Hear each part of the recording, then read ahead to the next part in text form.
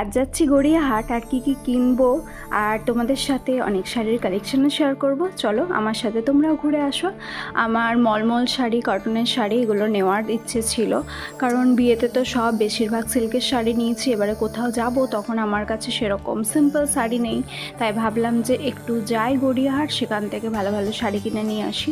তো এগুলো একদম পিওরের মধ্যে ছিল, পুরো কটন, 1300-1400 টাকার মধ্যে ছিল। তোমরা যদি বার্গেনিং করতে পারো অবশ্যই কমে নিতে পারো। এই রেড কালারের শাড়িটা আমার ভীষণ পছন্দ হয়েছিল, বাট রেড কালারটা নিইনি। কী কী শাড়ি নিয়েছি সেগুলো আমি তোমাদের নেক্সট ভিডিওতে অবশ্যই দেখাবো। আমি মোটামুটি 8টা মতো শাড়ি কিনেছি। এটাও দেখছো, এগুলো শান্তিনিকেতনে আমি দেখেছি, মানে শান্তিনিকেতনে এরকম টাইপের শাড়ি আছে, জানি না এখানে প্রাইসগুলো কীরকম। তো এই আরেকটা দোকানেও এসেছিলাম, এখানেও প্রচণ্ড ভালো ভালো সুন্দর শাড়ি ছিল, এখানেও আমি একটা শাড়ি কিনেছি। আর এই দাদার বিহেভিয়ার আমার প্রচণ্ড ভালো লেগেছে। তোমরা যদি কিনতে চাও অবশ্যই এনার দোকান থেকে কিছু কিনতে পারো।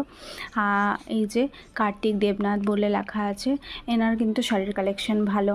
আর আমার তো মনে হয় ছোটোখাটো যে দোকানগুলো থাকে মানুষের ব্যবহারটাও ভালো থাকে, আর তাদের থেকে কিনলে তাদেরও একটু সাহায্য হয়। আমরা সবসময় বড় বড় দোকানে দেখি, কিন্তু ছোট ছোট দোকানে যে আন্তরিকতা থাকে তাদের থেকে কিছু কিনলে মনে হয় তাদেরও একটু উপকার হয়। তো আমি অনেকগুলো শপিং করেছি, তোমাদেরকে নেক্সট ভিডিওতে দেখাবো।